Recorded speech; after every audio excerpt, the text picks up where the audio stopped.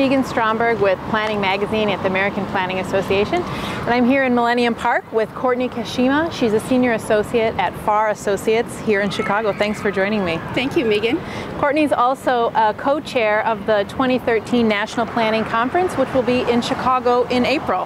The conference was last in Chicago about a decade ago. What's changed since then?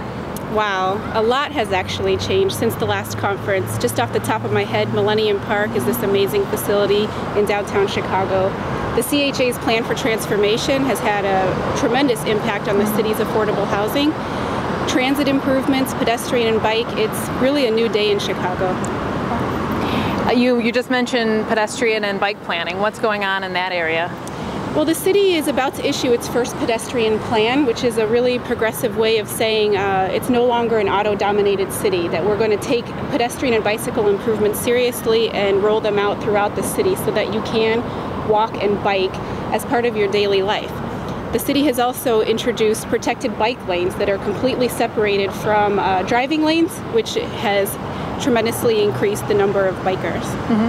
And what's going on with transit? There's a new bus rapid transit program, yes, right? Bus rapid transit, or BRT, is one of the most exciting initiatives that's happening right now. And I think it's something to watch as the city rolls it out, because BRT isn't new, but I think in a city that's been in existence for over 100 years and is completely built out, that's a much bigger challenge than, say, some of the newer cities where BRT has more quickly been implemented. And that'll run down existing major roadways, right? Right.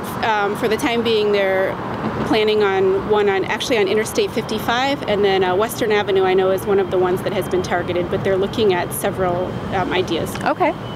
And your firm, Farr Associates, is here in Chicago, right in the Loop, in the old Monadnock building, a famous old building. What kind of projects are you working on? Well, closer to home, right now I'm on part of a team that's creating the City of Chicago's first design guidelines for complete streets.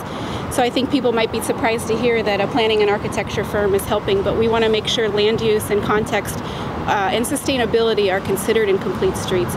We're also helping 4 suburban municipalities update their zoning ordinances to make sure that transit-oriented development is encouraged. Great. And if planners will be here for a couple of days for the conference in April, if they've got some extra time, where would you send them? What are the must-see things? Well, in my spare time, I daydream of being a tourist guide, so I love giving recommendations. And what I have to say is this is known as a city of neighborhoods. Get out and see them. Andersonville, Bucktown, Pilsen. And I'd say you could even mix business with pleasure, because there's great restaurants, bars, and live music venues, but it's from a planning point of view, you get to see how these business districts have evolved. And you're working on the mobile workshops, is that right? Will they go to any of those neighborhoods? We want to get people out by every mode of transportation and out to every corner of the region. We're putting together a really fantastic program of mobile workshops. And we're not only going to show the glamorous, we also want to demonstrate lessons learned, because we think that's important for people to take back to their own communities. Great. Well, thanks, Courtney, very much for making time to talk with us. Thank you. Again, Courtney Kashima is a senior associate at Farr Associates in Chicago, and she's also a 2013 National Planning Conference co-chair. As a reminder, the conference runs from April 13th through 17th. To find out more, you can go to planning.org/conference.